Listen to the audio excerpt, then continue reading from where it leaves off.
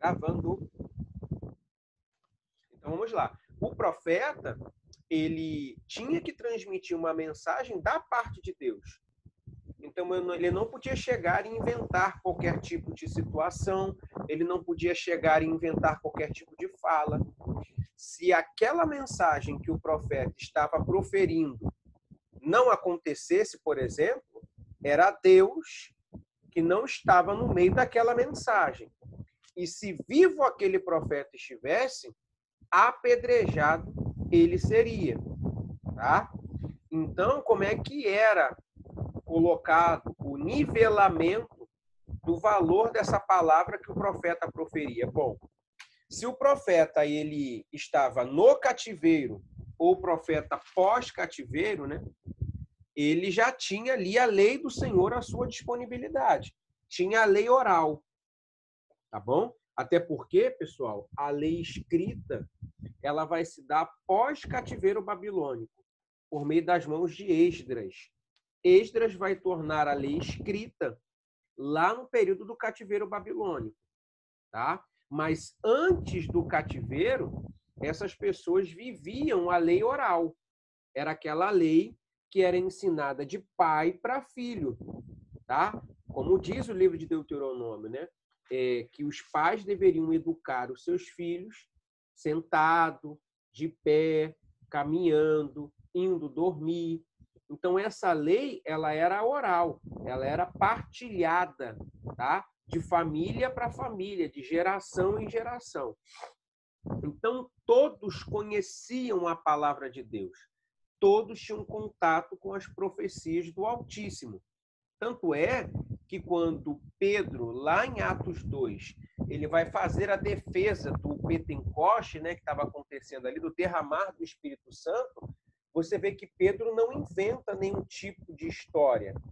Pedro ele vai lá no livro do profeta Joel, capítulo de número 2, para ratificar que aquele evento que estava acontecendo ali se tratava de uma profecia que Cristo Jesus tinha enviado lá atrás, tá? Que Deus, ou melhor, tinha enviado lá atrás.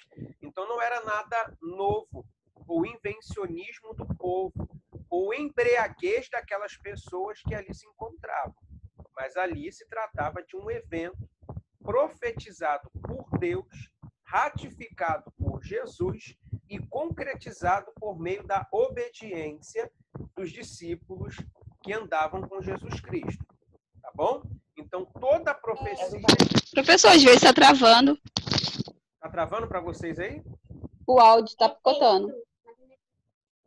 Só para você, Ju. Os demais não estão, não. Deve ser tua net aí. A gatonete que você usa aí tá paga? Tá paga. A gatonete aqui tá paga, não. Eita, deve ser isso. Não, mas todo mundo ali tá travando para o pessoal aí? Tá não, Ju. Só a tua. Não, aqui tá legal. Para mim tá legal. Será que não é o teu Aqui tá fone, normal não? também. Aqui tá normal. Conecta o fone. Então... Aqui tá tranquilo. Tá tranquilo, tá? A Jaxilene tá assistindo a aula até de perfil, ó, né? Tá assistindo a aula de perfil, ela não tá assistindo de frente, entendeu? Ela tá de lado, assim, tipo, tô nem aí pra você, entendeu? Ou ela tá ouvindo a voz de Deus pela aula e visualizando a novela, né? Tá ligado, né? Belíssima, né, a novela. Então vamos lá. Topíssima, né? Sei lá o nome da novela aí.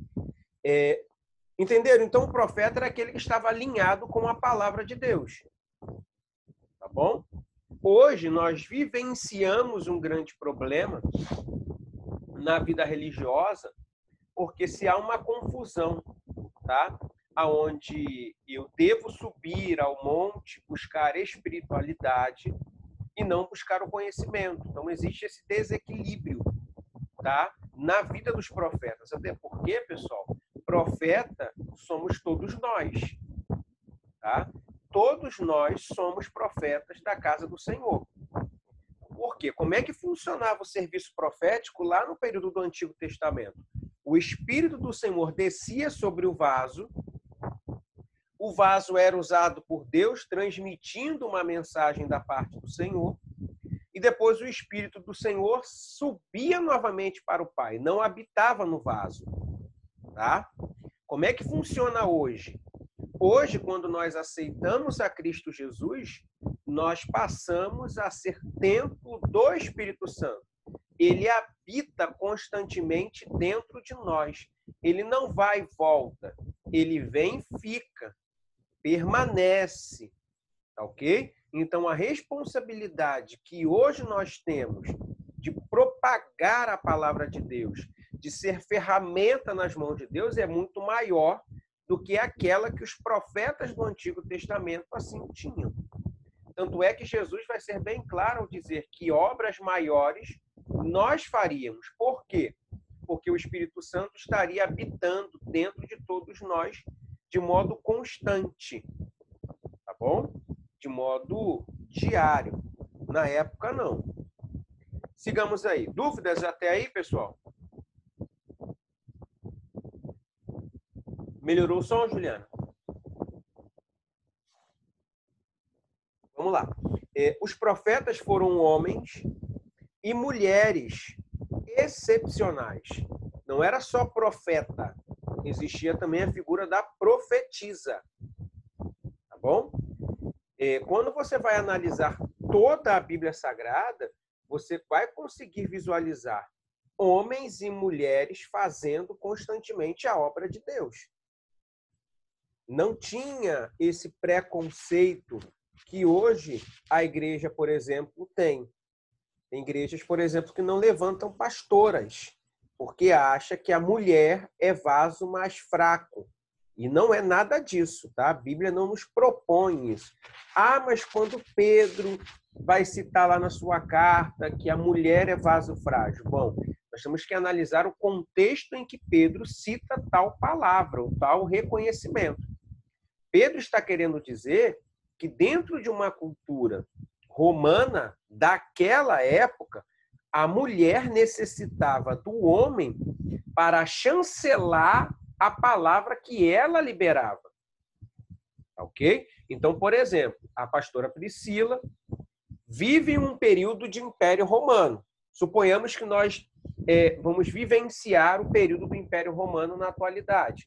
E aí a pastora Priscila pregou ontem à noite a palavra de Deus. O seu esposo, ele vai chancelar, ele vai ratificar a palavra da pastora Priscila para trazer veracidade à fala dela. Por isso que Pedro diz que a mulher era o vaso mais frágil e ela precisava do esposo, não para fazer o serviço dela, mas para ratificar aquilo que ela já tinha feito. Não porque ela não era capaz de fazer, mas porque a sociedade daquela época cobrava, tá ok? A chancela do marido sobre aquilo que a esposa tinha falado ou sobre aquilo que a esposa tinha feito. Outro cenário que acontecia dentro da carta do apóstolo Pedro era que dentro daquele contexto imperial romano, o marido, ele era de fato o cabeça da casa. Ele era o senhor da casa. Então, para o Império Romano, a mulher era a serva do seu marido. Tá ok? E o cristianismo, quando ele era pregoado, ele proporcionava libertação para todos aqueles que aceitavam aquela nova fé.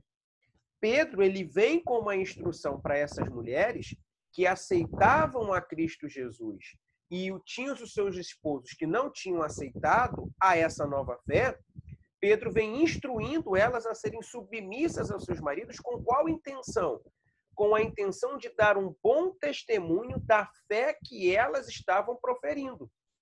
Porque Pedro está dizendo para essas mulheres o seguinte, olha só, varô, se você chegar em casa e botar banca com seu marido, ele vai te proibir de continuar seguindo a fé.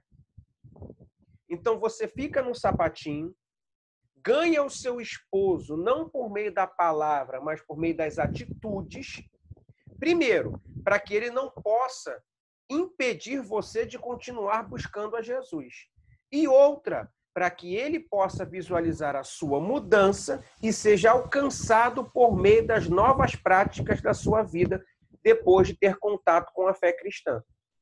Então, é uma recomendação que Pedro dá para que aquela varoa não viesse passar problemas dentro de casa.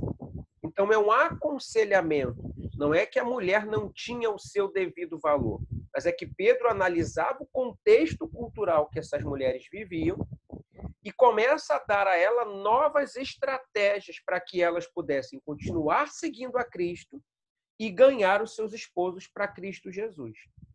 Tá ok? É como se hoje, por exemplo, a irmã Eliane passasse algum tipo de prova com o seu esposo dentro de casa, porque o pastor dela termina o culto 10h30 da noite, em pleno domingo, sendo que o esposo dela não é religioso.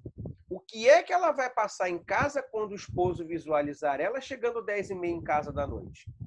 Ele vai agredir com palavras ou até fisicamente. No próximo culto, ele vai proibir a varoa de ir para aquela igreja. Então, é como se a pastora dela chegasse para ela e falasse assim, filha, quando der 9 horas, vai embora. Não fica de conversa fiada na porta da igreja. Não fica de fofoca na cantina depois do culto, porque você tem um marido que não é crente. Então, dê o bom testemunho para que, primeiro, ele não te impeça de vir nas próximas reuniões e outra, para que, por meio da sua postura, ele se sinta atraído para essa nova fé também. Então, são aconselhamentos que Pedro dá. Não porque a mulher não tinha liberdade, não porque a mulher não tinha condições, mas era porque o contexto daquela época era outro. Tá? Você pega aquela irmã também que chega em casa e tem contato com o marido não crente e ela não tem uma postura diferente da dele. Por quê? As palavras dela são palavras de ofensa a esse marido, seu endemoniado, seu filho de Satanás, você vai para o inferno, se converte, seu cão ruim.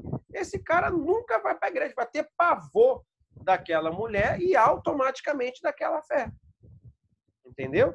Então, ela não vai trazer paz ao ambiente doméstico e nunca vai ganhar o marido dela para Jesus Cristo. Então, o que Pedro está recomendando é mais ou menos uma tentativa de harmonizar o lar, tá? Onde tem a mulher crente e o homem não crente, e tentar valorizar aquilo que a mulher falava quando ela tinha poder para isso no meio da religião professada. Pedro recomenda o esposo a fechar com a sua esposa, ou seja, ela falou que é isso, então é isso. Tá? Mesmo que em casa ele chegue para ela e fale assim, filho, olha só, não é bem assim, as coisas são assadas, as coisas são assim, mas na frente de todo mundo, tô com ela e não abro. Tá? Porque a mulher naquela época, e ainda é hoje, mulher ganha menos do que o homem exercendo a mesma profissão. A mulher na igreja ela não tem o mesmo valor do que o homem, no que tange ao ministério pastoral. Né? Se você vai pastorear uma igreja, tem que ter a figura do pastor. Se for só a pastora, o membro tem aquele preconceito. Entendeu? Então, por isso que é essencial essa união entre o casal que exerce um ministério. Ok?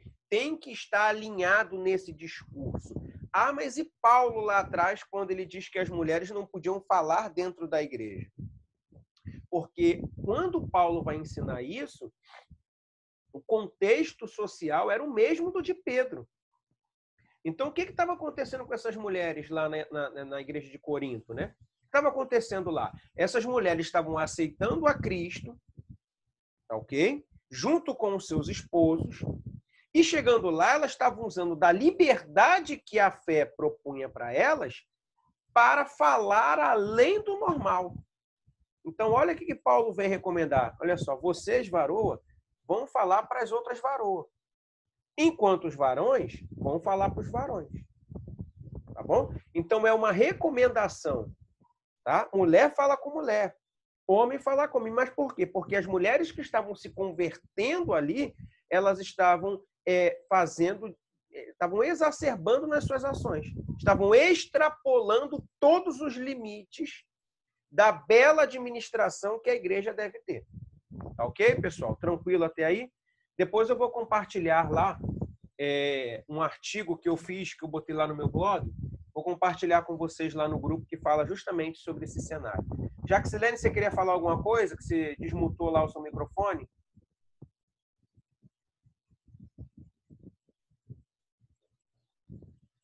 Não, professor, tá me ouvindo? Ou sim?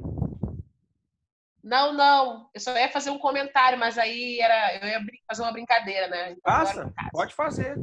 Mas já passou. Já passou. Amém. Aproveitar a oportunidade para agradecer a todo mundo, tá? Que me deu felicitações pelo meu aniversário. Obrigada Vai pela ter palavra. a volta, né? Porque em agosto parece que nós estamos voltando. Você vai poder fazer aquela festinha para todos nós lá na sala de aula.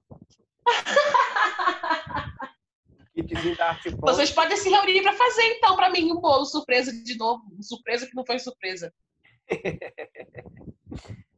Então, vamos lá. Então, homens e mulheres tinham esse ministério. Tá? Os melhores dentre eles eram pensadores sérios e elevados, com dons incomuns de visão, coragem e força de caráter. Tinham um tom moral altivo que transformou a religião de seu povo e exerceram um impacto político-religioso que garantiu a sobrevivência de uma pequena raça ao longo dos acasos da história. Outra função do profeta aqui. Além dele ser uma pessoa séria, além dele ser uma pessoa pensativa, ou seja, ele não falava antes de pensar, ok? Não era precipitado em suas palavras. Eles eram seres que modificavam o aspecto sócio, político e religioso da localidade onde eles se encontravam. Então, todos os profetas preocupavam-se, assim, com o meio social que eles estavam inseridos. O que significa esse meio social? São as características da localidade onde a sua igreja está estabelecida. Tá? Surge, por exemplo, uma pergunta. Quais são, tá, as mazelas que assolam a comunidade onde você congrega? Entendeu? A Jaxilene, por exemplo, congrega onde? No Marapicu, não é isso, Jaxilene? Sua igreja é lá no Conjunto Marinha. Você é amiga da Cléo Maranhão. Cléo Donato. Da irmã Cléo, da Liliane. Elas são duas maldição ali no Marapicu. Entendeu? Pode falar assim, não. Pode falar Coitadas. assim. Fala, a Cléo. Aqui, ó. A Cléo estudou comigo, pô. Ela falou. A Cléo estudou comigo, pô. A Cléo e a Liliane entravam na sala. Quando elas entraram na sala, a Liliane botava a cara dentro da bolsa para abrir um pacote de uma balinha e botava na boca, de tão vergonhosa que elas eram. A gente tem um grupo aqui, eu usou muito a Cléo, muito. Né? Então, assim, quais são, Jaxilene, as mazelas que assolam a comunidade onde a sua igreja se encontra? No momento. Esquece a espiritualidade. Problemas sociais, socioeconômicos, que assolam ali a localidade onde você mora. Bom, alguns meses atrás era a bandidagem, né? E era muito ruim. Aí, um tempo veio os outros bandidos, mas só que não, entendeu? Faz um trabalho disfarçado. E melhorou um pouquinho, mas ainda se torna um problema para os comerciantes, né? Porque aí eles têm que pagar para poder... É a milícia, né? Acaba sendo um custo muito alto para eles, e se não pagar, já sabe, né? Mas, em questão do bairro, assim, as pessoas... Hoje em dia, nós temos um pouquinho mais de sossego, porque tempos atrás, alguns meses, um ano atrás, mais ou menos, você entrava, minha filha, você entrava, você não sabia se iria sair vivo. E o que a sua igreja fez para melhorar esse ambiente? Ou o que ela pode Nada. fazer? Oi? Nada. E o que ela poderia fazer? Dentro da sua Muita perspectiva? coisa. Cita uma. Muita coisa. Teve uma vez, inclusive, na época que tinha a Boca, né, aqui, era praticamente quase na esquina da minha casa, eu fiz um evangelismo e eu fui levar alguns jovens, no caso não tinha adolescentes, porque como eu ia evangelizar eles, eu não queria levar os adolescentes. Então a gente passou pela boca, assim, né? A gente evangelizou alguns assim. Aí o primeiro confronto foi: não vão evangelizar a boca sozinhos. Não vão sozinhos. Mas aí é isso que deu uma esfriada, porque por que não a gente sozinho, sendo que a gente não está indo sozinho, né?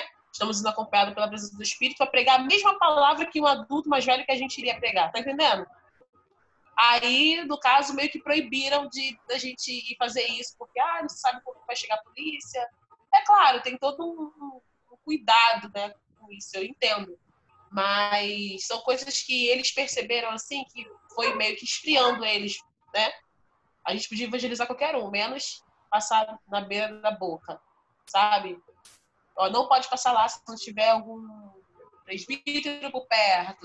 Qual é a diferença? O presbítero também vai pegar a mesma palavra que a gente, né? Se o tiro pegar no presbítero, vai pegar na gente também, né? E isso estava sendo muito bom, porque a gente até estava conseguindo fazer com que os cultos que a gente fazia ao ar livre, sempre quando a gente iria primeiro, aí numa esquina mesmo onde eles ficavam. Se a gente chegasse primeiro, eles não iam ficar ali, tá entendendo? Então já não tinha como eles botar a banquinha deles ali de drogas, entendeu? Então era um ponto ali, era uma forma de eles não usarem aquele lugar para vender drogas, e eles não mexiam, eles entendiam, agradeciam, oravam por eles. Era uma época boa, porém fomos impedidos porque jovem não pode evangelizar a boca. Não foi nem o diabo que impediu, foi a própria congregação, né? Porque o que acontece, pessoal? Quando você fala-se de preocupar-se com o problema socioeconômico, o problema social da comunidade onde você se encontra, os profetas não exerciam um projeto de proselitismo. Quando os profetas se preocupavam com o caos social, eles não iam para onde o problema estava somente para trazer aquelas pessoas para a fé, mas eles se preocupavam com a moral daquelas pessoas, com a ética daquelas pessoas. Como é que eu moralizo um lugar? Como é que eu torno aquele lugar um pouco mais ético? Aplicando as leis, que no nosso caso são as leis que estão inseridas lá nos 10 mandamentos. Tá? Que é uma tentativa de você moralizar aquele cenário. Então, por exemplo, quando a igreja da Jaxilene deixou de ir a esses lugares, ela abriu uma brecha para que outras coisas adentrassem.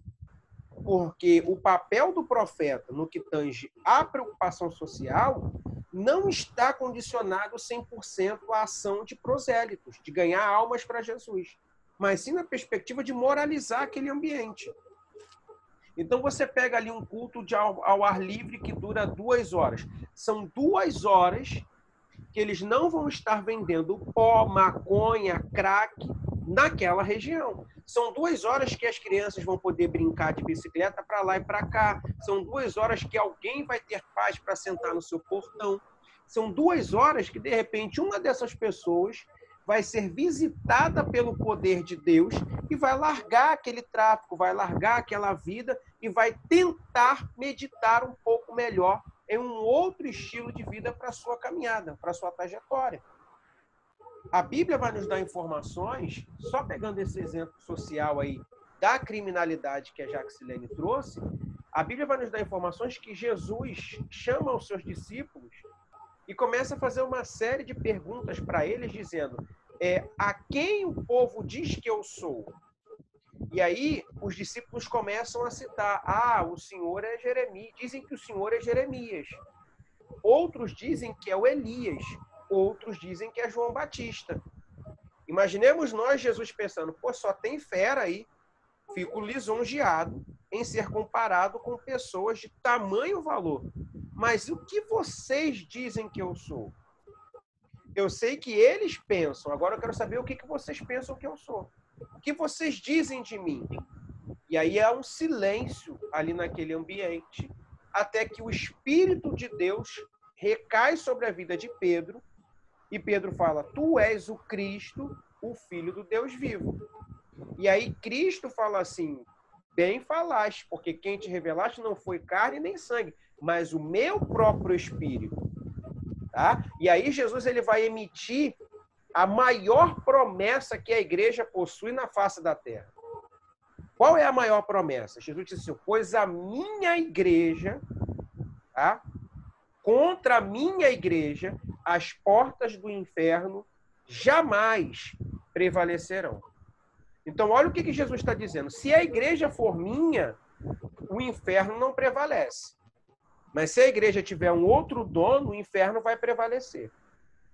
Se a igreja for minha, todas as vezes que vocês realizarem um ataque contra as portas do inferno, elas vão cair. Porta ataca alguém? Não. Né? Você tem uma porta atrás de você aí, né, pastora Priscila? Né? Se você bater a sua palma aí, a porta abre? Não, né? Se você falar tem, a porta abre? Também não, né? Mas se você se levantar daí e executar uma ação contra essa porta, ela se abre. Ela não pode te resistir. Olha o que Jesus está dizendo para Pedro. Todas as vezes que a minha igreja executar uma ação contra as portas do inferno, elas vão cair. Então nós entendemos que hoje o inferno prevalece porque a igreja não ataca.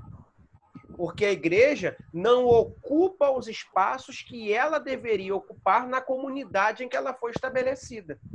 E quando eu não ocupo o lugar que era para eu estar ocupando, as portas do inferno vão se prevalecendo naquele lugar.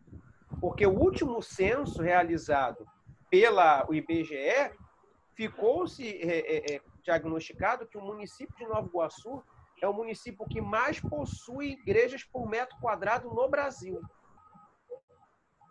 Então, como um município que possui muita igreja, possui muita criminalidade. Era para ser o contrário, né? Quanto maior a igreja, o número de igreja, menor a criminalidade. Mas não é isso que acontece. Tá? Eu tô muito... Oi, Jaque. E também, logo após que, em muitos bairros que não são mais crime organizado, como facções, essas coisas, e que possuem a milícia, muita gente assim gosta, sabe? Falar, ainda bem que agora são os milicianos, ficam aplaudindo aquilo como se fosse uma vitória. Tá entendendo? Eu vejo totalmente de forma errada. O inimigo é o mesmo ainda. Não mudou nada. Entendeu? Muda a estratégia de ação. Sim, sim. Tudo a mesma coisa. E quando morria, bandido, essas coisas todas, menos um.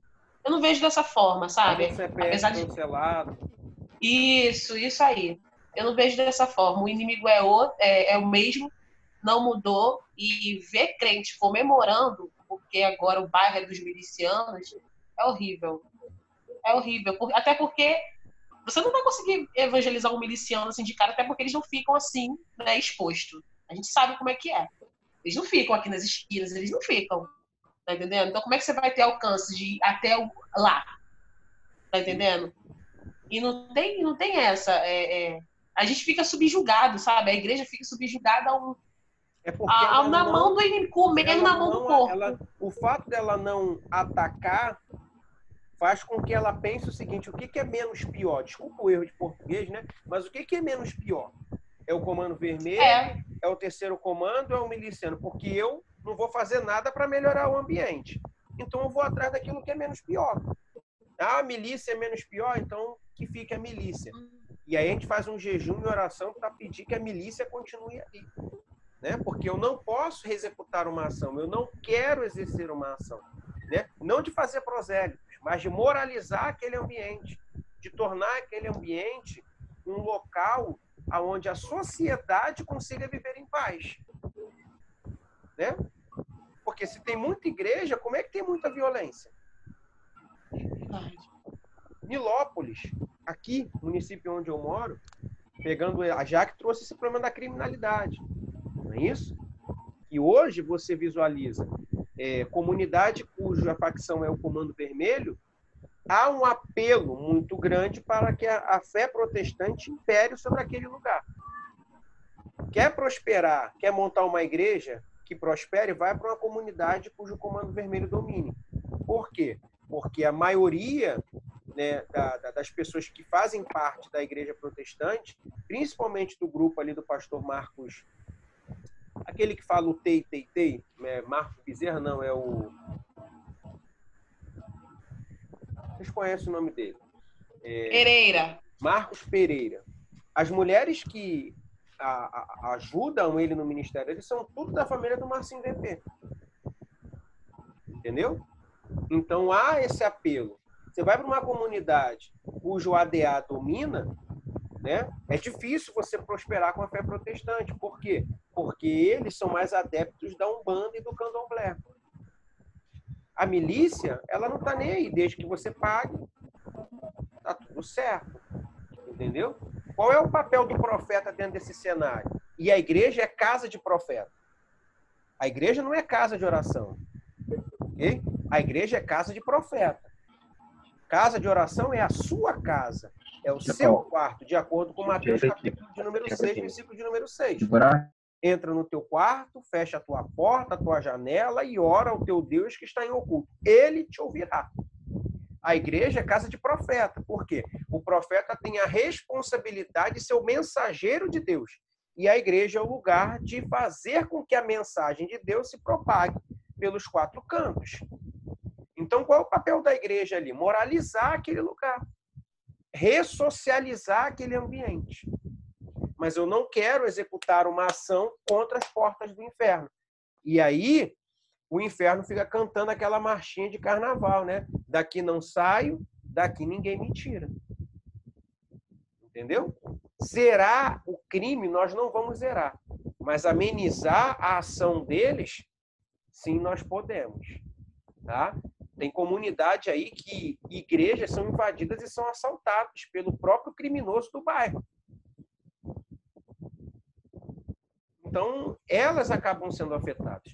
Município onde eu moro. Antes da pandemia, o sistema de saúde do estado do Rio de Janeiro, né? Inclusive em todos os locais aí onde você mora, então, o serviço de saúde do estado do Rio de Janeiro fizeram alguns exames para ver o nível, né, de doenças, como é que anda o nível de doenças sexualmente transmissíveis. Nilópolis, onde eu moro, é o 4º município do Brasil, o único do estado do Rio de Janeiro, tá? Com o maior número de pessoas com o vírus HIV. É o 4º município do Brasil, tá, ok? Com o nível de sífilis. Nilópolis tem igreja de parede com parede. Por que é que não muda? Por que é que o cenário não é diferente? O último balanço, tá, da Secretaria de Segurança do Brasil. Queimados é o 3º município mais perigoso do Brasil. Só perde para 2 municípios lá do Amazonas, que faz fronteira com outros países. Entendeu? E Queimados, ó, é cheio de igreja. Polo da Fight em Queimados tem um montão. Alunos na Fight que moram em Queimados, ó, tem aos montes. Por que esse cenário não muda? Porque nós estamos preocupados em ganhar aquela alma para Jesus. Quando aquela pessoa não quer Jesus, eu falo como a Jaxilene disse. Comemoro quando o CPF dele é cancelado. E ainda falo assim, olha lá, no que Jeová cobrou. Só que a Bíblia vai dizer que Deus, ele não impede a morte do ímpio, mas ele não tem prazer na morte dele. Entende? Então, como é que faz? Pastora, qual é o maior problema social da comunidade onde a sua igreja está estabelecida? A nossa igreja está ali em Coelho da Rocha, São João de Meriti. Ali é um lugar de paz, né? Que paz. Chapadão nem faz Mas eu aquilo posso ali, dizer... né? O pessoal do Chapadão nem rouba ali, né? Mas isso mesmo. Mas a gente fica numa rua que ela é rota de fuga ali, porque ela é praticamente beirando adulta. Então, quando a gente foi para lá, a gente está ali há 3 anos. Vamos fazer 3 anos agora em agosto. Quando Foi nós fomos assaltado para ali, lá, na Dutra. a gente tinha grande dificuldade. Era muito assalto. E por ser... É mesmo. Na É entrada uma da irmã dessa Dutra igreja ali em São também, João, saindo da igreja. na entrada da Dutra ali de São João, eu estava com a minha filha Isso. de 6 anos, botaram a arma na cabeça, levaram o meu carro. Meu Deus. Então, a gente sempre teve essa dificuldade. Na verdade, é o que o senhor acabou de dizer. Eles vêm mais de fora mesmo, ali do Chapadão, para fazer esse trabalho ali. Mas ali tem uma rua onde a gente tem muito jovem que veio dessa rua, e é uma rua muito atacada, com venda de drogas, com bandidagem. Então, assim, a gente começou a trabalhar no meio desses jovens, no meio desses adolescentes, e a gente começou a trabalhar com discipulados, a gente começou a fazer cultos ao ar livre, e a gente acabou tendo uma estratégia de não ficar parado num lugar só. Geralmente, quando a gente faz esse tipo de trabalho, a gente anda todo aquele pedaço ali perto, para a gente poder estar passando nas esquinas, passando onde eles estão, para a gente ver até mesmo as atividades que eles exercem ali, a gente observar todas as coisas. Mas ali perto também tem logo atrás da churrascaria Oasis tem um prédio abandonado, e muitas famílias invadiram esse prédio e ali começaram a vender drogas, um ponto de venda mesmo. E a gente começou ali com um certo tipo de trabalho. Vimos muitas coisas diminuindo, mas eu declaro aqui mesmo diante dos irmãos que o que a gente tem feito é muito pouco. Realmente, assim, é necessário enfatizar, é necessário mesmo, sabe, introduzir outras coisas ali no meio. Hoje mesmo nós estávamos falando com o irmão da igreja e ele estava falando conosco da possibilidade da gente fazer uma ação social. Ação social, ele é fisioterapeuta, então ele quer trazer algum tipo de trabalho nessa área. Nós temos uma psicóloga também na igreja que atende os adolescentes ali da área. Isso também é muito bom, porque a gente conhece a realidade de muitos ali, e com isso os pais vêm, né, para conversar conosco, e a gente consegue entrar melhor em algumas famílias. Mas ele falou desse serviço social e oferecer também alguns tipos de trabalho, né, como corte de cabelo e tudo mais, para a gente também estar atraindo essas pessoas para que elas se sintam até à vontade ali no nosso meio, introduzindo a palavra, é claro, mas a gente tem buscado assim, estratégias de como fazer ali naquele meio. Não é fácil. Ainda mais lidar com adolescentes e jovens é algo muito difícil. Mas a gente vai vendo que a gente vai ganhando um e o outro mesmo vai incentivando aos outros a virem. Mas não é nada fácil, não. Mas a preocupação, o pouco que se faz no meio do nada já é muito, né? O pouco no meio do nada já é muito.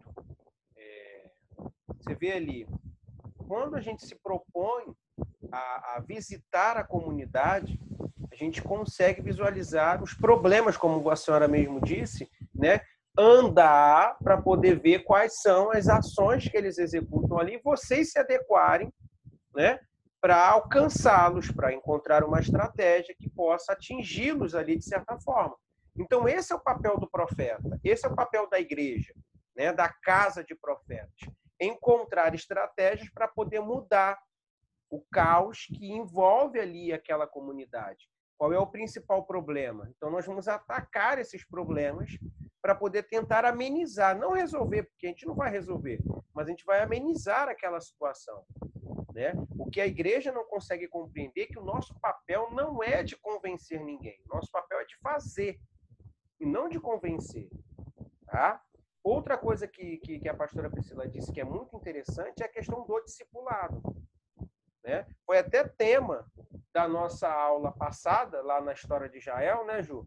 Sobre a ideia do discipulado.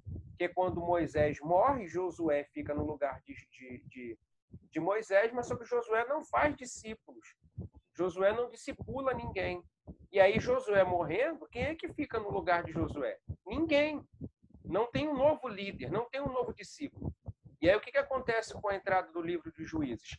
Cada um vai viver a sua própria vida, a verdade se torna relativa, as tribos se tornam individualistas, o pecado toma conta, a prostituição, a idolatria, e Deus acaba punindo esse público constantemente. A ausência do discipulado depois da morte de Josué faz com que o povo hebreu fique 300 anos em uma inércia, em uma inconstância para com Deus. Eles não avançam e são inconstantes. São 300 anos que eles pecam, clamam, Deus socorre e pecam de novo. É um círculo vicioso, onde eles não crescem, onde eles não evoluem, onde eles não conseguem produzir absolutamente nada. Tá? Ju, como é que seu pai trabalha nessa questão de tentar moralizar esse ser que entra lá dentro do centro de recuperação, que não tem Jesus ainda no seu coração? Então, professor, assim, primeiramente, né, quando eles entram lá, assim, é uma coisa totalmente diferente, né, que eles vêm do mundo lá deles, até eles se adaptar às regras do centro de recuperação é difícil, né?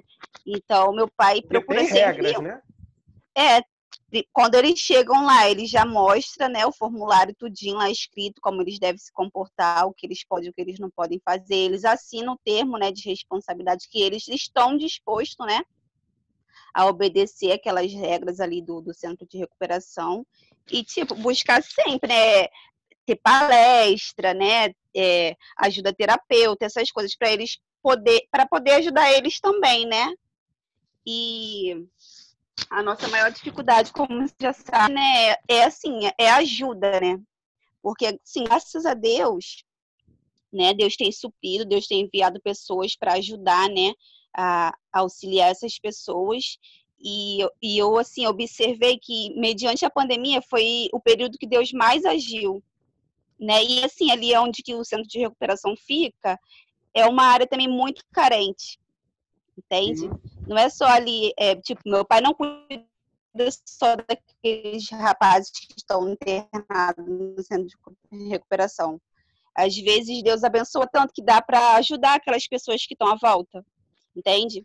Então, é assim, professor, é um trabalho que requer muita dedicação, né? Que não é uma coisa muito fácil e é o que está faltando, né? Pessoas, assim, dispostas a ajudar uns aos outros, porque tem muitas pessoas que olham para essas pessoas que estão em situação de rua ou dependentes químicos e fala assim, foi como que a Jaque falou, né? Por exemplo, morreu, é menos um. E a gente não deve olhar para essas pessoas assim, né? Eles são um ser humano como a gente. Eu costumo muito falar que, como eles estão nessa situação, a gente também pode estar um dia, a gente não sabe o nosso amanhã. A gente ora para que a gente não se enquadre, né, da mesma forma que eles. E quando a gente tem a oportunidade, né, de ajudá-los, né, recuperar desse vício e unir, né, a palavra do Senhor, apresentar Jesus para eles, eu acho que é o que ajuda, né? Sim.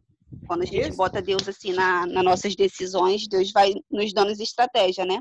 Exatamente. Esse é o papel do profeta. O papel do profeta é visualizar um todo. É o social, é o político, o papel político, não o papel daquele que faz politicagem. Mas o profeta se mete sim em política. As pessoas vão dizer, política é coisa que não se discute. Discute-se sim. Política se discute. Porque ou você discute política, ou depois você vai ter que orar por alguém que não foi você que escolheu para comandar a geografia da localidade onde você se encontra. E outra coisa, como eu disse aqui para vocês, a igreja é casa de profeta.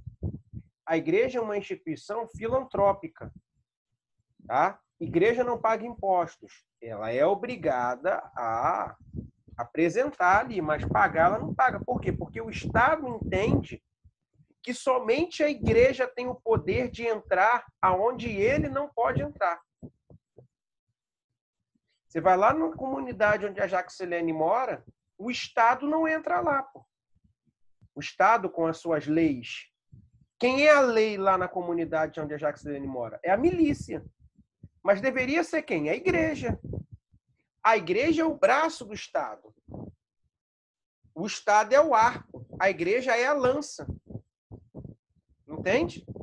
Por isso que a igreja ela precisa se posicionar social, politicamente, porque senão a religião dela ali dentro daquela comunidade é abafada, de nada serve. Entendeu? A igreja hoje ela se reduziu a uma casa de proselitismo. Não foi para isso que a igreja foi chamada. A igreja foi chamada para se preocupar com o sócio, político e religioso. Ela tem essas responsabilidades.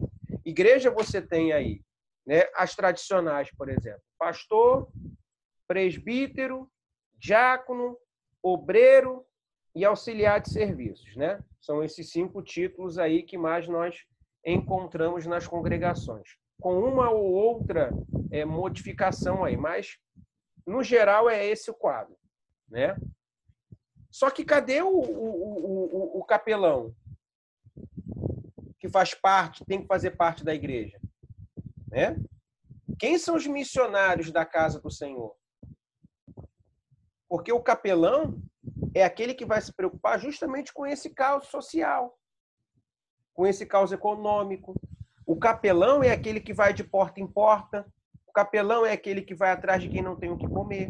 O capelão é aquele ser, aquela ferramenta da igreja, que a igreja vai utilizar para alcançar os indivíduos daquela comunidade que moram ao redor da igreja, tá? Para visualizar o que elas estão precisando, para saber até que ponto a igreja pode prestar algum tipo de auxílio, sem a intenção de fazer com que aquelas pessoas aceitem a fé daquela igreja. O capelão é aquele ser que é responsável por cuidar da ação social. Se hoje nós temos aí uma igreja em cada quarteirão, se a minha igreja conseguisse fazer benefícios para o quarteirão da onde eu me encontro, cara, já é um grande lucro. Só que não se tem capelão. Por quê? Porque o capelão é o assistente social. E eu não vou assistenciar socialmente essas pessoas porque elas não vão me dar retorno. Se eu não me dão retorno, não é válido para a igreja.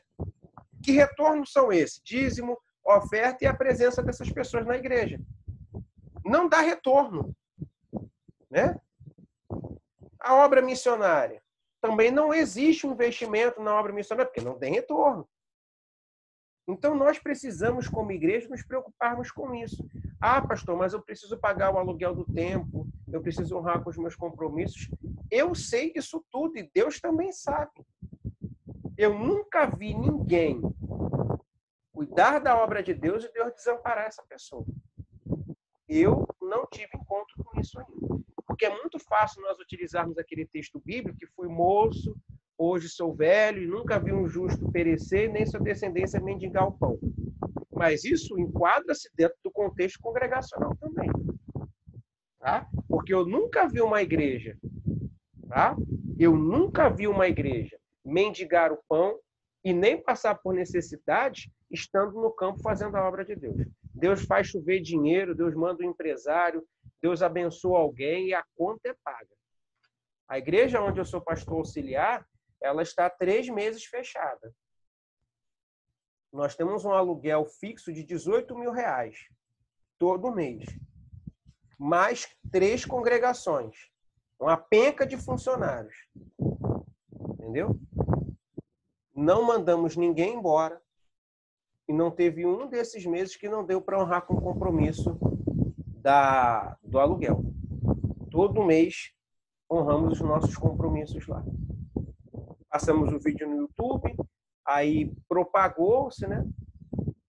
Alguém ofertava lá da Bahia, pessoas dando oferta lá dos Estados Unidos, e não tinha momento do ofertório, né? Se você for lá, Ministério Pison, Nini Lopes, no YouTube, você vê que tem um QR Code ali, a pessoa faz a oferta dela ali. E Deus honrou poderosamente. Então Deus não abandona a obra dele, e nem nunca vai abandonar. Agora, nós temos que nos propor, nos posicionarmos dessa maneira, tá bom? Sigamos aí. O traço comum que os permeava, no caso, Oi, pode falar. Quem me chamou? Pode falar rapidinho? Pode falar. Falando sobre isso, quando a gente foi para lá e viu a necessidade de trabalhar até mesmo com entrega de alimentos, a gente fez entre a igreja, a gente fez um propósito de um cartão compromisso com alimentos. Então, assim, cada um se compromissava a todo mês trazer uma porção daquele alimento que pegava como compromisso. Então, a gente conseguiu fazer uma boa assistência social e uma irmã que está na faculdade de assistência social começou a tomar frente disso tudo. Então, a nossa igreja agora consegue, ali no meio daquele bairro, trazer esse suporte para os moradores. Mas o que a gente começou a fazer, vendo a grande procura, a gente começou a visitar os lares. A pessoa chega, então a gente começa a conhecer a pessoa e a gente busca os dados, aonde mora e tudo mais. E aí um grupo leva a cesta conhecendo lá. Sendo assim, a gente conseguiu já entrar em alguns lares, como também pessoas que foram em busca de alimentos, não quiseram dar endereço e não voltaram mais. Porque, na verdade, queriam usar os alimentos para outros fins e a gente sabe que isso acontece. Então, assim, esse tipo de trabalho também é muito válido. Não só por você alimentar fisicamente, isso é necessário com certeza, mas você começa a conhecer de perto a realidade da casa. Faz um acompanhamento. Isso aí. Assim como o trabalho de rua também. A gente costuma fazer esse trabalho de rua e é muito bom conhecer a Ju, né, a Juliana, que o pai dela tem um centro de recuperação, é isso? Isso. Porque a gente faz esse trabalho e a gente estuda a vida das pessoas ali na rua. A grande maioria não quer sair da rua, não quer, recebe aquela fonte de alimento que a gente leva, mas não quer sair da rua. Mas os que querem, às vezes, a gente não tem para onde levar. Então, assim, é até bom saber que tem um lugar sério que trabalha mesmo sobre a vida dessas pessoas, porque está escasso. Está bem escasso mesmo. Trabalhar com pessoas com situação de rua é bem complicado, porque existe uma situação entre eles que é a briga por território, né? Então, se aquela pessoa ela abandona aquele espaço por um dia, ela perde o território dela. Então, ela tem medo de ir para o centro de recuperação ou para um albergue da prefeitura e, quando ela voltar, ela não tem mais o espaço dela. E dificilmente ela vai conseguir se alocar em um espaço diferente, né? Então, elas preferem ficar, guardar o território, do que tentar mudar a vida delas. É um negócio tão espiritual que eles abrem mão de uma mudança de vida por um pedaço de chão ao relento. Professor? Oi, Ju. Só falar rapidinho. Eu fiz teatro e a peça da minha formatura foi sobre a pessoa em situação de rua, né?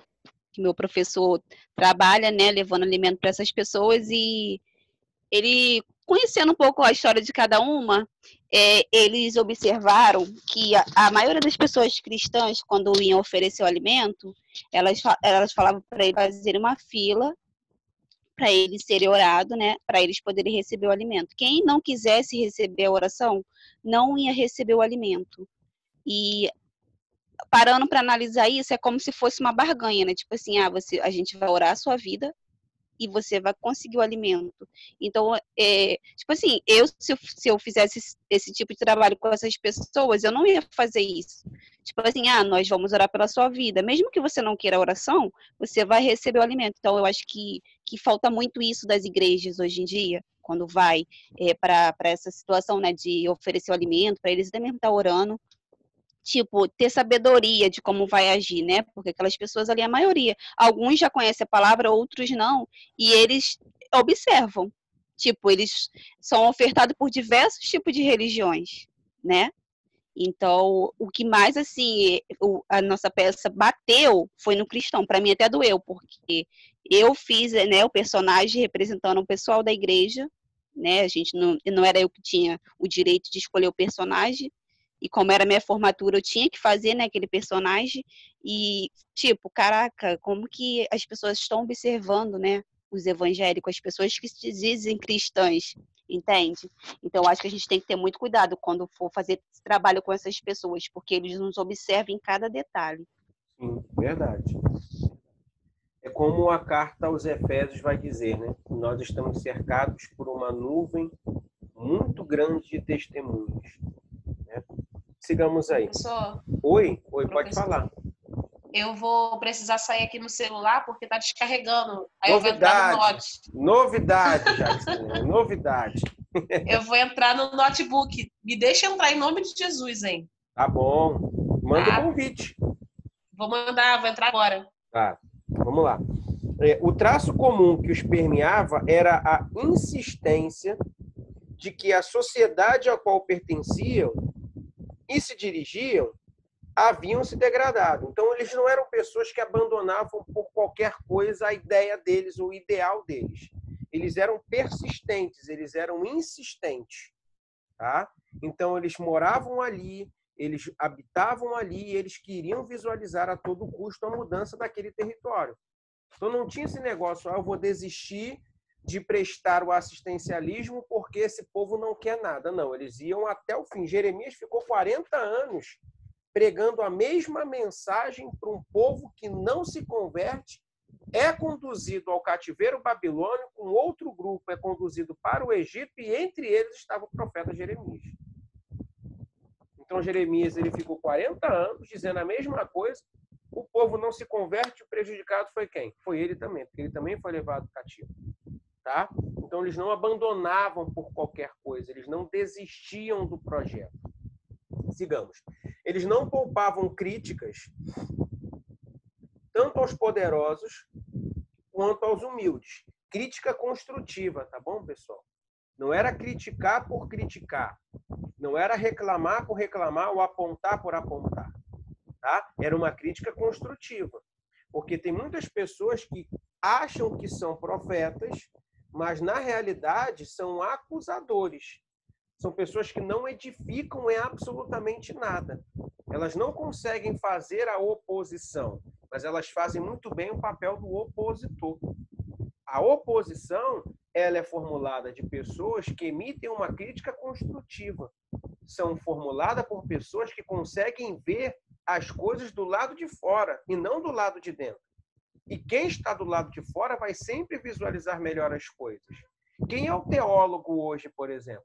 O teólogo, ele é diferente do estudante de escola bíblica dominical. Por quê? O estudante de escola bíblica dominical, ele vê as coisas do lado de dentro e tenta resolver as coisas do lado de dentro. O teólogo, ele vê as coisas do lado de fora e emite uma crítica construtiva contra as coisas que estão acontecendo do lado de dentro.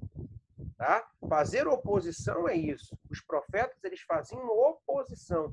Eles estavam do lado de fora, visualizando os erros do lado de dentro. Tá? É igual aquela pessoa que 6 horas da manhã, 5h30 da manhã, está dentro do vagão do trem, né? Com seus braços levantados e 2 sacos de carniça debaixo do seu sovaco. Né? O camarada fede mais do que Lázaro depois de 4 dias falecido. Mas ele não sente o seu próprio odor. Mas todos que estão ao redor sentem. Por quê? Porque ele está tão envolvido no problema que ele e o problema se tornaram uma só carne. Quem vê são aqueles que estão do lado de fora. Os profetas, eles tinham esse papel. Tá? Essa sensibilidade de olhar as coisas do lado de fora.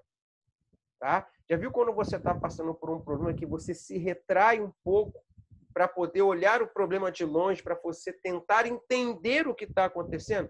Enquanto você está dentro do furacão, você não consegue resolver.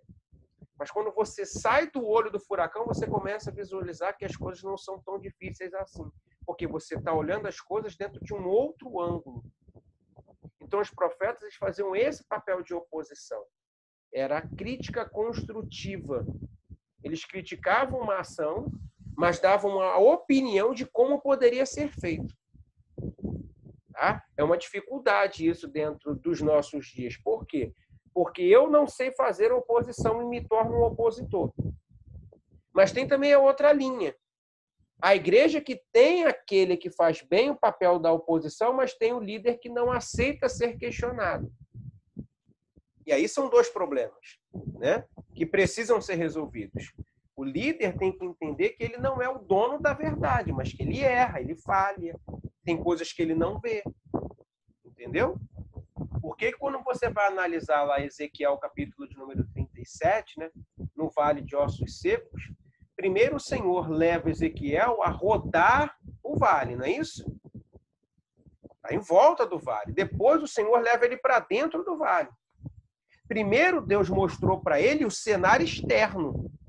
Depois Deus levou ele para o cenário interno. Não foi o contrário. Ou seja, ele viu a quantidade do problema e agora ele estava lá dentro para resolver o problema. Tá? Então, eu tenho uma ótica, né? Trabalho vendendo óculos.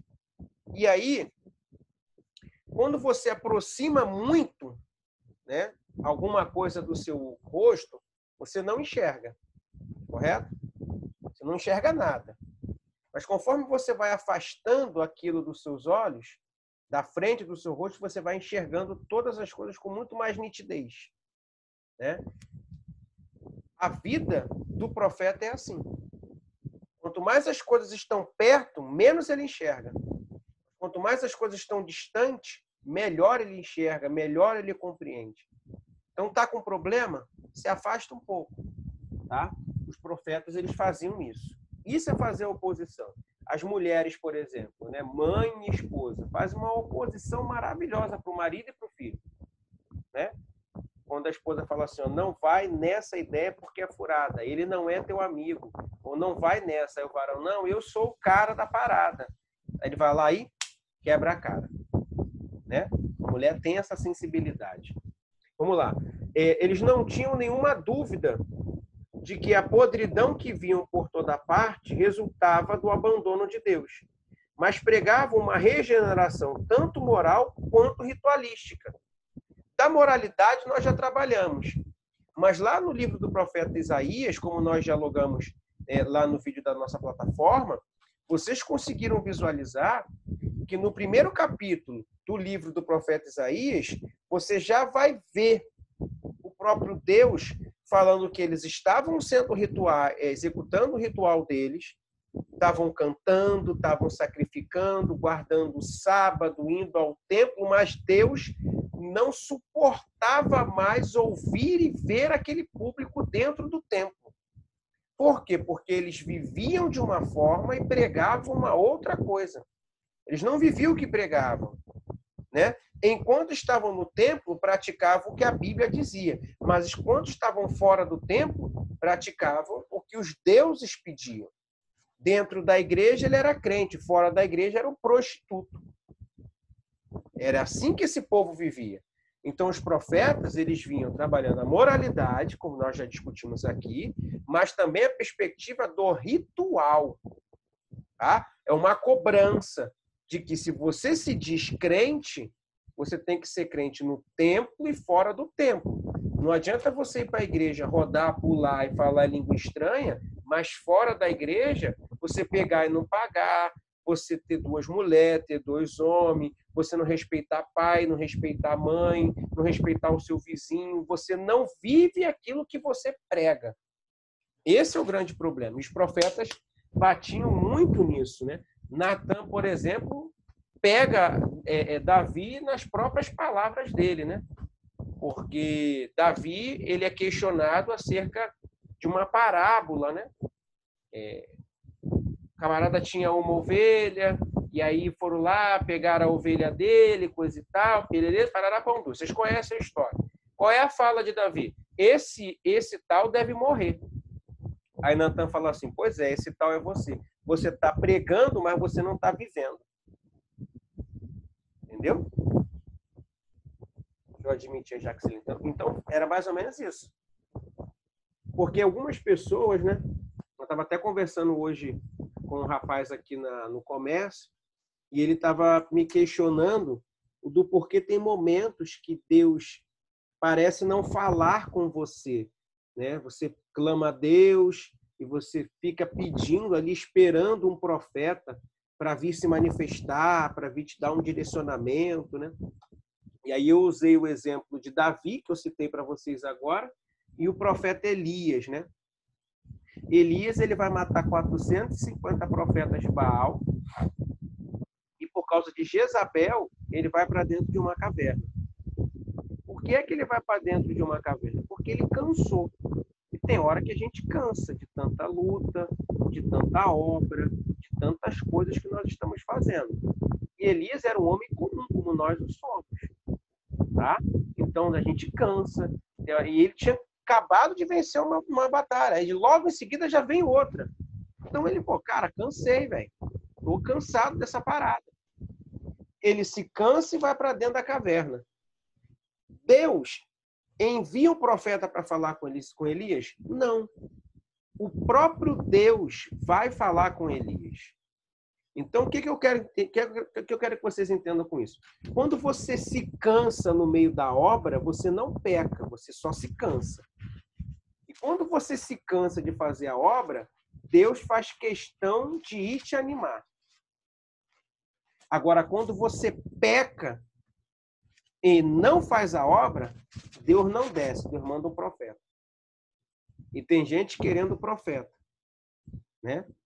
Quando Deus chega a enviar o profeta, é porque você já se negou a ouvir a voz dele. Então, ele diz, lá eu não vou. Eu vou enviar o meu profeta. Tá? Então, se você estiver passando por algum problema de crise aí, e acha que Deus não está falando, Deus está sim. É porque ele não vai falar no meio do trovão, ele não vai falar no meio do raio, nem do furacão. Ele vai falar com você no meio da brisa. Na sua tranquilidade, na sua calma. Por que eu não estou ouvindo a voz? Porque você está muito agitado. Está correndo para um lado e para o outro. A hora que o profeta viu aquela brisa tranquila, aí Deus falou com ele. Entende? Agora, quando você peca e Deus manda um profeta, aí é uma forma de Deus dizer para você, você não quis ouvir a minha voz, agora você vai ouvir o julgamento do profeta. O veredito, né, do profeta. Beleza, pessoal? Dúvidas, perguntas, questionamentos? Fala, Hudson. Parte do Senhor, Hudson. Hudson, você está usando a sua máscara contra a cachumba, Hudson? Que você só usa a sua máscara aqui no pescoço? Não, porque eu estava na carne, Hudson. Eu estava voltando. Não tinha mais ninguém. Mas quando eu estou com o passageiro, eu uso a máscara. Aqui, né? Trabalha de Uber, Hudson? Não, na verdade é um fretezinho que eu faço aí, de vez em quando no mercado. Eu sou encostado, aí eu faço esse fretezinho aí. Então é isso aí. Não cair dentro mesmo. No caso de Davi ali, né? Eu fiz assim uma tese. E Davi, quando ele peca, né? Natan vai falar com ele. Ele tem lá, porque ele estava em adultério. Depois que Urias morre, ele continua com a mulher. Aí Deus já... Porque Deus já não... aplaca ali a ira porque o Urias já é morto ou houve alguma... A ira não se aplacou. A ira de Deus não se aplacou.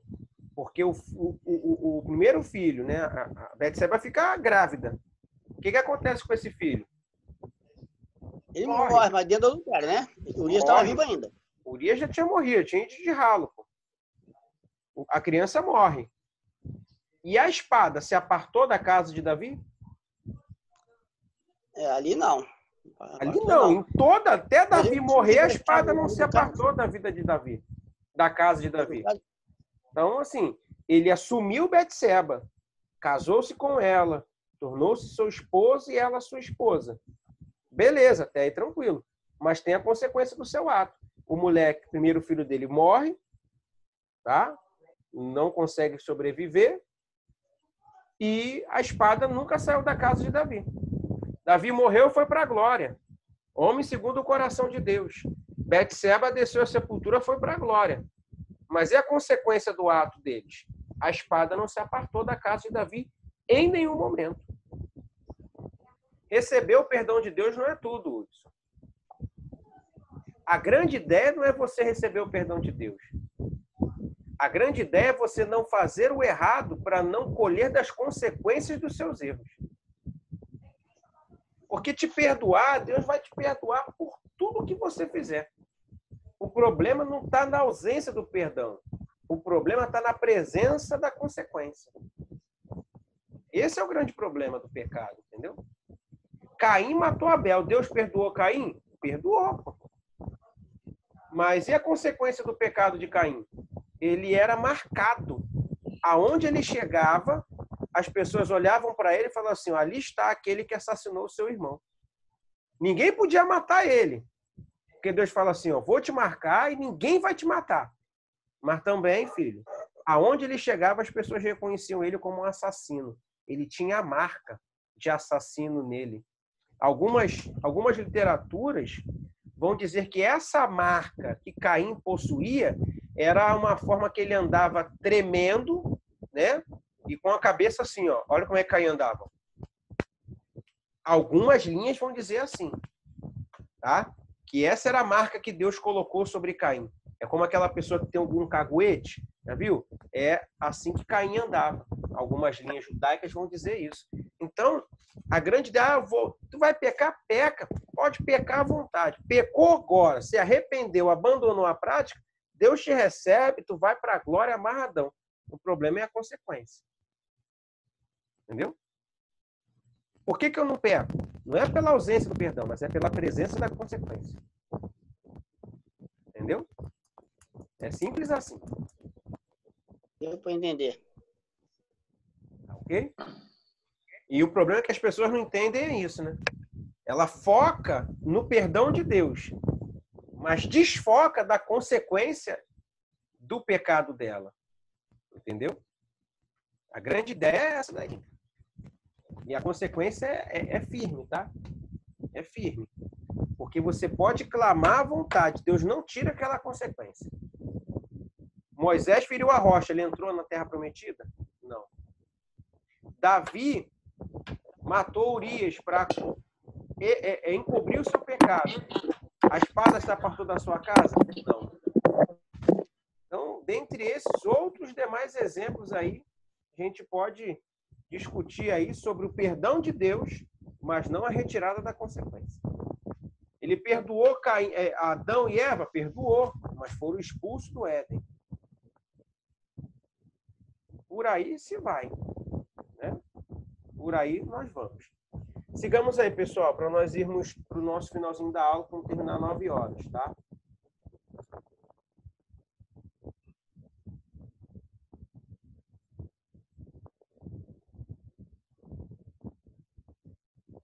Vamos lá. Paradoxalmente, os menos atraentes e menos éticos dentre os profetas surtiram um efeito não menos poderoso. O golpe traumático do cativeiro, seguido pelo retorno a Jerusalém, produziu duas correntes de pensamento. Numa delas, o retorno prenunciava a restauração iminente do reino judaico, que logo se estenderia ao Império Mundial, sob a égide de Deus uno e único de seu povo eleito. Na outra corrente, o retorno tinha um alcance muito menor e os israelitas só conseguiram sobreviver através da preservação zelosa de tudo que havia de especial neles. O inverso da universalização, que é uma tentativa de você se fechar naquela casinha. Essa segunda consequência aqui é muito vista entre judeus, por exemplo, até a atualidade. Por quê? A religião judaica é a religião que menos cresce no mundo. Tá? Hoje, em todo o mundo, nós temos aí aproximadamente 14% de judeus. No todo mundo. Porque o judeu, ele não se preocupa em fazer prosélito. Ele não está preocupado, ele não te quer na religião dele. A grande realidade é essa. Ele não te quer lá.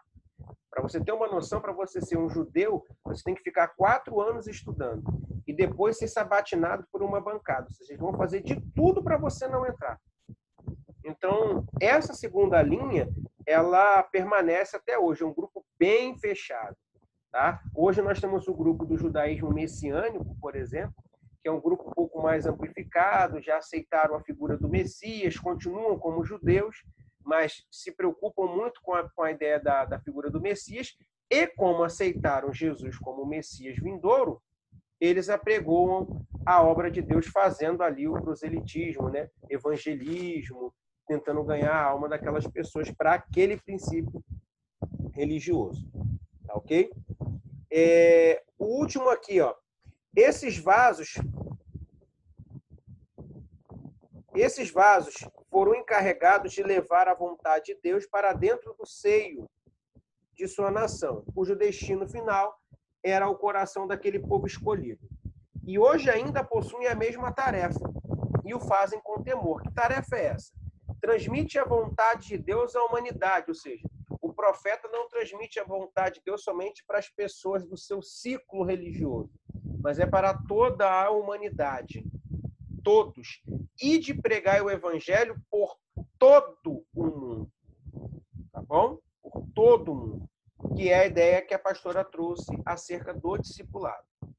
Transmitem a vontade de Deus ao seu povo. Tá ok? Então, vou voltar lá.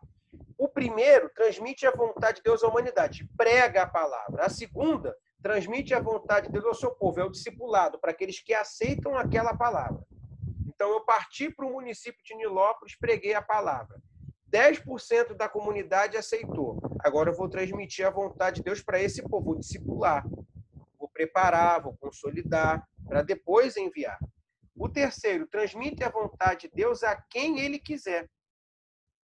Tá? Paulo, por exemplo, se propõe ir à Macedônia. Só que ele não é permitido fazer isso porque o próprio Espírito Santo de Deus o proíbe de ir para lá. Então, naquele momento, Paulo se sente na obrigação de obedecer à voz de Deus. Naquele momento, Deus não quer que essas pessoas da Ásia Menor, aquela região da Macedônia, tivessem algum contato com a palavra do Altíssimo. Deus vai enviar para lá Pedro. Então, Deus quis que Pedro fosse, mas não quis que Paulo fosse. Tá ok? Então, eles transmitem a vontade de Deus a quem ele quiser. Esse ele está com E maiúsculo aí. Então, nos dá a ideia de que é o próprio Deus. Ok? E sem conveniência, sem abrir concessões a quem quer que seja. Que foi o que o profeta Jonas fez, né? Ele quis abrir ou fechar a concessão, na verdade, né? Jonas, ele quis se propor a ir a Nínive pregar uma mensagem de juízo. E Deus queria que ele fosse lá pregar uma mensagem de arrependimento. Então, Jonas, ele colocou ali o seu ideal para tentar ser conivente com aquilo que ele queria, não ser conivente com aquilo que Deus assim almejava. Tá bom, pessoal? Alguma pergunta aí? Alguma dúvida para a gente elucidar e terminarmos nossa aula? Quem quer ratificar alguma coisa? Não? Bom, algumas pessoas entraram agora, né? Já quase na metade para cá. Então, eu quero ratificar uma ideia. Segunda-feira que vem, nós temos avaliação aqui pelo Zoom. Tá bom? Então, todos os alunos vão participar até amanhã, até quarta-feira, né? Que é a nossa próxima aula lá na plataforma. Até quarta-feira eu vou mandar uma mensagem para cada um dos alunos, vou chamar no privado e vou mandar a mensagem com a pergunta que vocês devem estudar para apresentar essa pergunta na próxima segunda-feira aqui pelo Zoom. Então, cada aluno vai receber uma pergunta, vai estudar sobre ela, preparar a sua resposta e apresentar aqui. Tá bom? E quando o aluno acabar de participar, de apresentar a sua resposta, cada aluno da classe vai ter que fazer uma pergunta para o palestrante. Tá bom? Então, vamos lá. Vou explicar como eu expliquei no começo. A Juliana vai apresentar a pergunta dela. Ela ficou ali 5 minutos apresentando a resposta dela. Depois que ela apresentou, a Eliane, a Jaxilene, a pastora Priscila, o Hudson, Débora, o nosso irmão Márcio, o Alvino, o Manuel, vão fazer uma pergunta para a Juliana. E ela vai ter que responder. E assim com todos os alunos. Tá bom? Beleza, pessoal? Fechado? Olha, outra coisa, não se esqueçam de entregar o questionário, hein? Tá bom? Tem um questionário do módulo. Vocês têm até a última aula para me entregar esse questionário. Beleza? Pode entregar lá pela plataforma ou pelo meu WhatsApp mesmo. Faça o seguinte. Façam o questionário e postem lá no grupo. Tá bom? Porque às vezes o aluno vai mandando individualmente e eu tenho outras coisas que eu faço no Zap e até achar é o ó do Borogodó. Então, fez o questionário, tira a foto e posta no grupo. Tá bom? Que aí depois está tudo ali no grupo, é só pegar e corrigir. Tá ok? Beleza? Vamos orar ao Senhor? Mãe Eliane, ora por gentileza pela gente. Amém. Grandioso Deus, eterno Pai, Senhor, em nome do teu Filho Jesus, queremos te agradecer, Pai, por esse momento a qual aqui aprendemos um pouco mais de ti. Graça nós te damos, Senhor. Muito obrigado pela vida do professor, pela vida de cada um de nós, dos nossos alunos. Te agradecemos, Pai, por esse dia abençoado ao qual o Senhor nos deste. Senhor, nos deu uma noite abençoada. Entregamos tudo nas tuas mãos, Pai, em nome do teu Filho Jesus, que você venha abençoar cada um nesta noite. É isso que eu te peço e já te agradeço. Em nome de Jesus. Amém. Deus abençoe a todos. Pai, Fiquem na paz, tá? Deus abençoe. Parte.